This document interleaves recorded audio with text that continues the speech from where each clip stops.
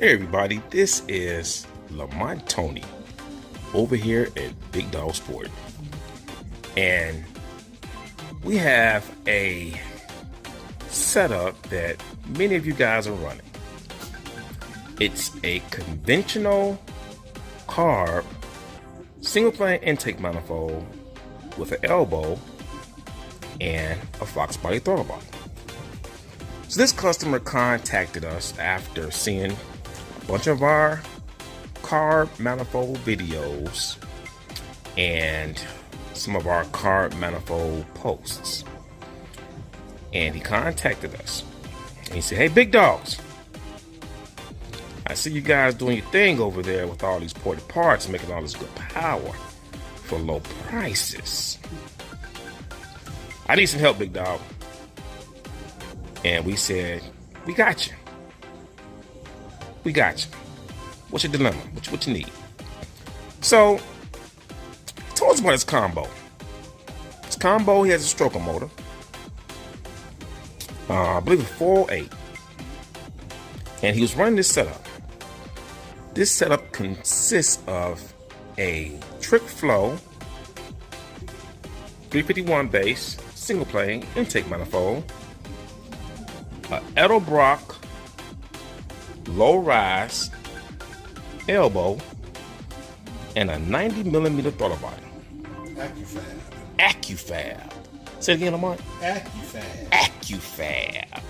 AccuFab 90. It's an AccuFab. Now, this right here is our radius. Okay, so that's how you're supposed to flow them, with the radius. That's also when you're at the engine dyno and you don't have a mass airflow sensor. That's how you're supposed to dyno them, with a radius. But anyway, so he dynoed this, and he dynoed 489 horsepower. We'll show you the dyno video, dyno chart.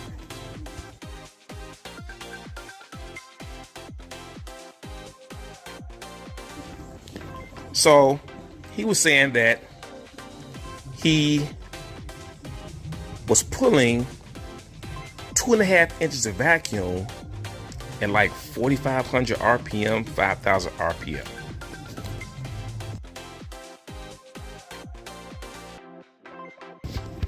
So as soon as he showed us that, the dyno and the vacuum it was pulling, our experience tells us that he has a restriction. Now, we know that this throttle body can flow. We know these elbows tend to not flow as well as they should. And we know this Trick Flow, based off of our experience, based off of, our experience, Lamont pretty much flows a lot of these. So he already knew what it was going to do, but we still doing a video for you guys.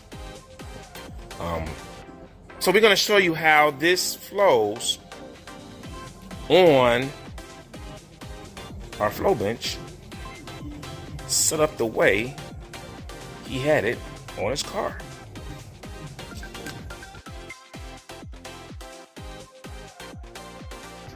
So we have it set up for number 1. I'm gonna start it up.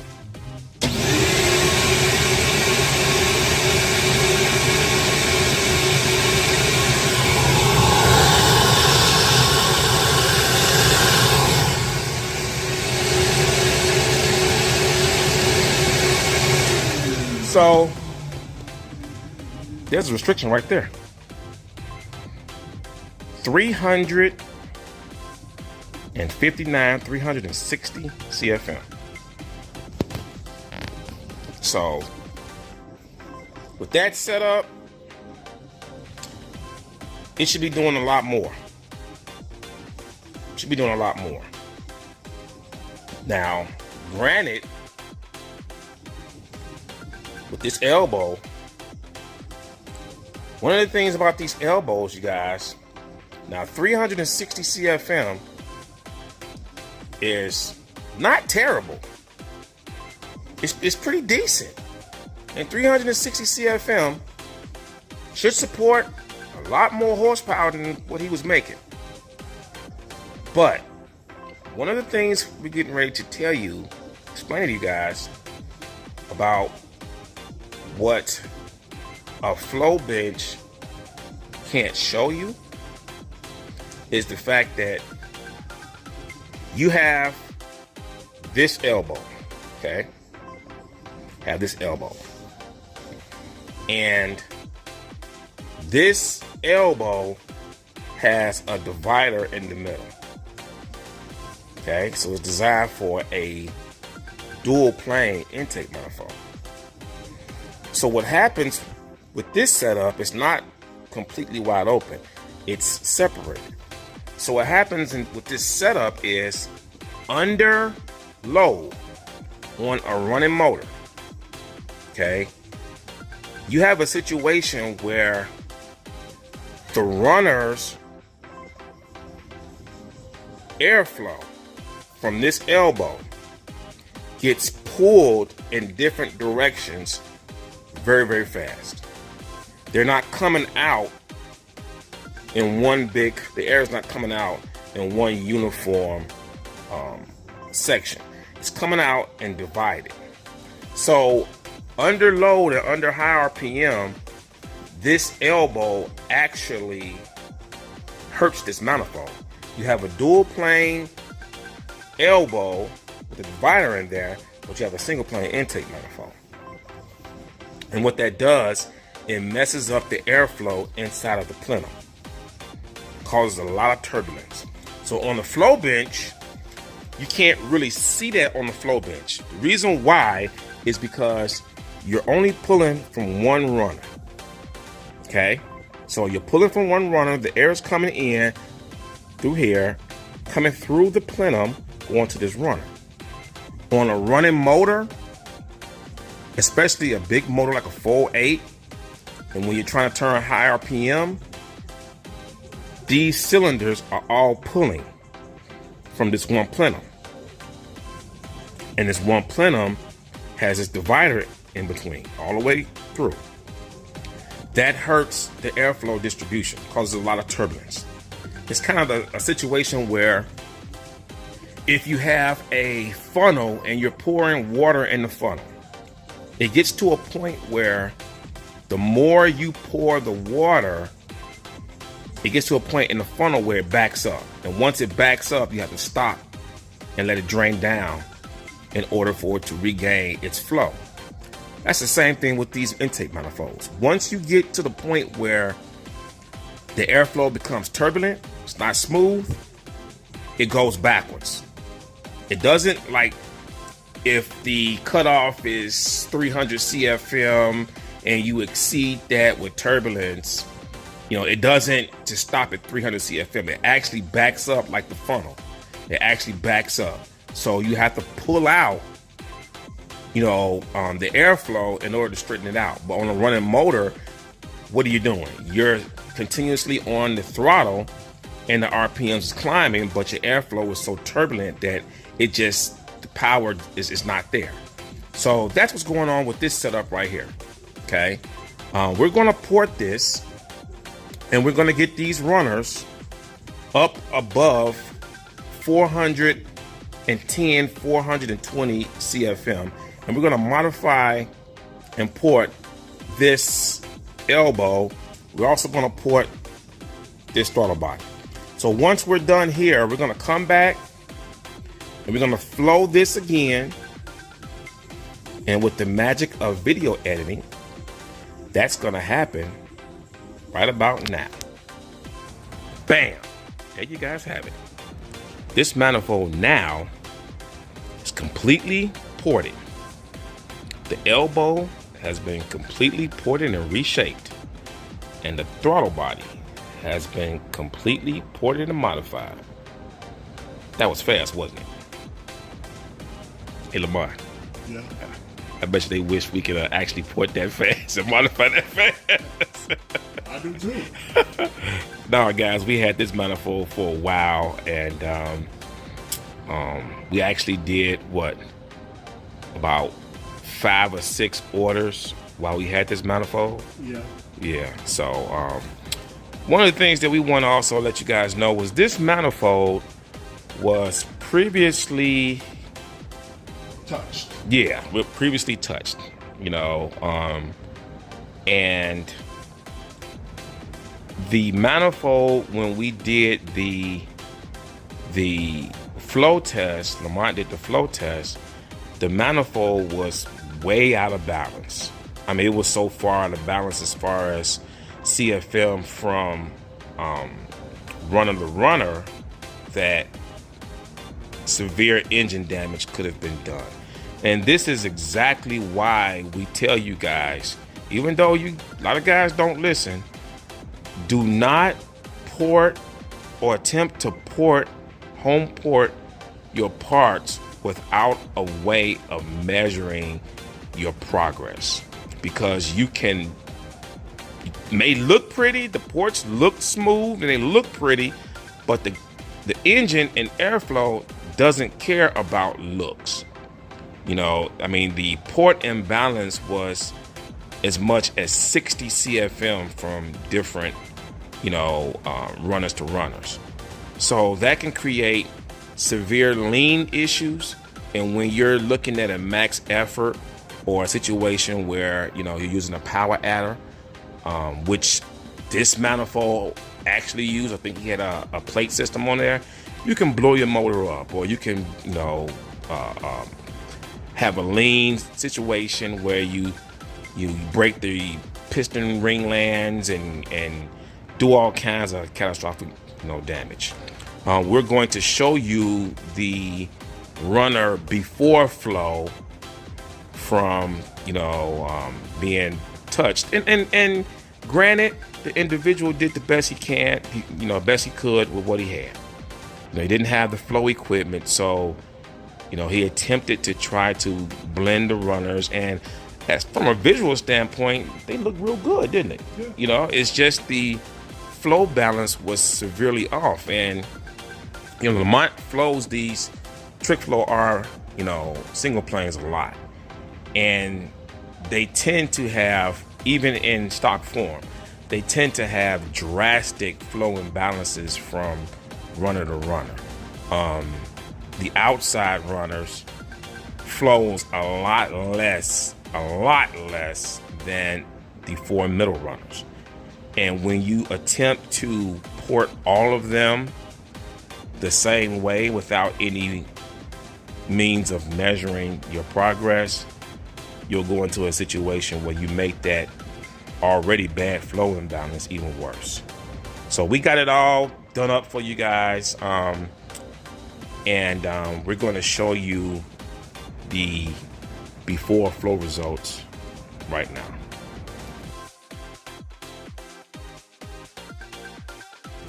So as you see, we had a pretty severe flow imbalance. You had like your number 1 runner, your number 5 runner. That was number 5, right? 346. Yeah, number 5 was 346 CFM, and then the number 6 runner was 401. So, that's, this one's 5 and this one 6. So that's a pretty severe flow imbalance. And like I said, the guy that did the mal port work, he did the best that he could. And like I said, the port work wasn't bad. It's just that this is one of the reasons why you need testing equipment, the right equipment, to be able to know what each individual runner is doing. Okay, if they're different, like this manifold is different. This manifold, this elbow and this throttle body took an extreme amount of porting, because each runner we had to pretty much go back and forth from porting to flowing, porting to flowing. And the reason why is because it was previously, ported. So we had to get the runners, as close to being balanced as possible with the time constraints and also within the stage of porting. I think what we're going to do, we're going to start either rejecting or adding extra costs to parts that's been previously messed with. Because if this manifold would have came in untouched, the porting would have been a lot easier because we know what these manifolds do in stock form, and the flow imbalance is not that severe. But by this manifold, had some previous work to it, it kind of threw things off. So, yeah, I think that's what we should want to do that one. Yeah, we can. Yeah, because it creates more work for us, and we charge the same thing. So, yeah. So for now, you guys, any manifolds that you try to port at home or you send to somebody else who just gasket match, or messes up the manifold, we're gonna either reject that or, charge an extra fee. So we suggest if you guys want your stuff done right, if you want to make the power, if you want to get the flow, we're showing you. We're not like other places that don't show you anything. You're watching this video, you getting ready to see this damn manifold flow. And you guys already know what the number one did before. It did what? 360. You saw that. So now we're getting ready to, this has been modified, and this thing, oh my goodness. Yeah, so let's turn it on, Lamont. Let's see what we have.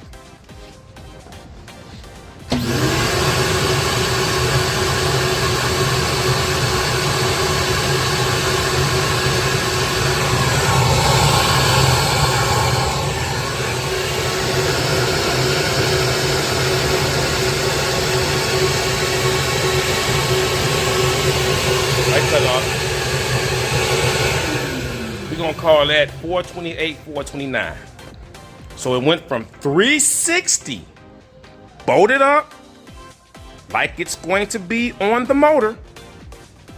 Okay, we bolted it up like it's going to be on the motor. It's all taped up. Everything is taped up.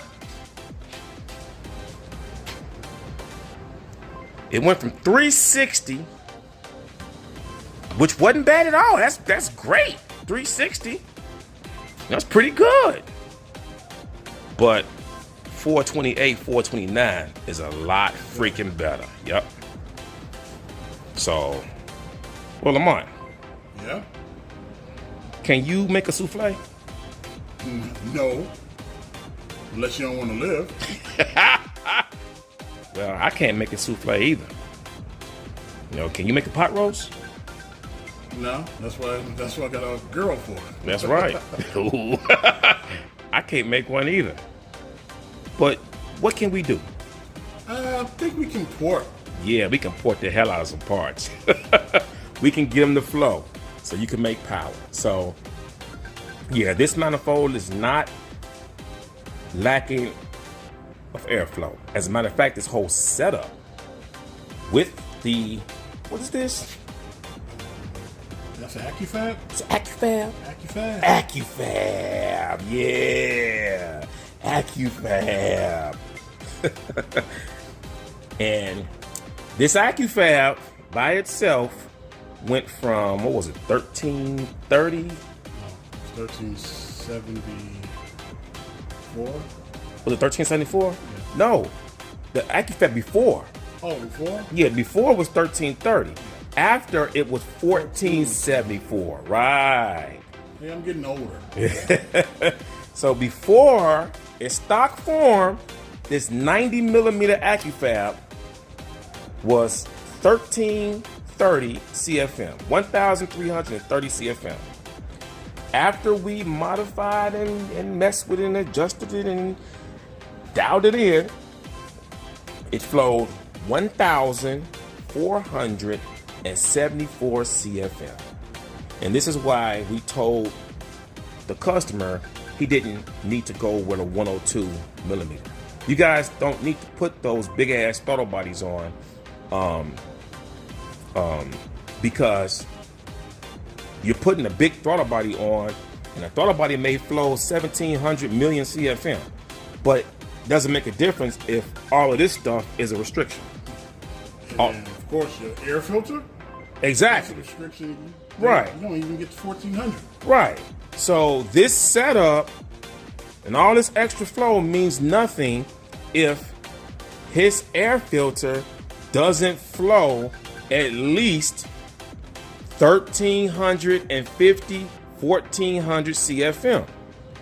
So, owner of this manifold, not gonna call you out because you wanted to stay anonymous, but you know it's your manifold. You need an air filter setup that can support your 4-inch intake pipe. Okay? And we know exactly what air filters to use because we buy them and modify them. You guys, you can go back on our channel and look at the old flow videos, and you'll see that we flow tested, you know, some air filters that can keep up with this setup and setups like this. But that's very important. You need an air filter to support and feed this setup, because now you're playing with power. Just like Nintendo, wasn't it? Back in the day. That's old Nintendo. It's playing with power. And also, the elbow has been ported to 92 millimeter. Right. So it's not a restriction at all. It's not a restriction at all. That elbow is sucking. That joke sucked. Yeah, it did suck, you guys, you know. I'm not going to quit my day job, you know. But, yeah. So, we're going to wrap up this video. Once again, the socket porters came out on top. Why are you laughing, man? Socket porters, okay. That's our nickname. I know. We got a mascot and everything. The socket porters. That's what they call us. Okay. So we're gonna own it. Well, I like it. Hey, socket porting, I guess it's not bad when you're making power. That's right. You make it. Our customers love that socket porting because guess what? They put it on, and you know what though? You know what? Don't like our porting. What? The customer's tires. Yeah, that's what don't like our porting. Their transmissions, their drive shafts, their tires, you know, because they usually take a real bad beating. Yeah. But hey, they're replaceable. You know, replace those. So once again, we're going to close this out and we're going to show the picture of the complete after results so you can compare those to the before previous ported results. This is Lamont. This is Tony. See you guys. That's the track. There you go.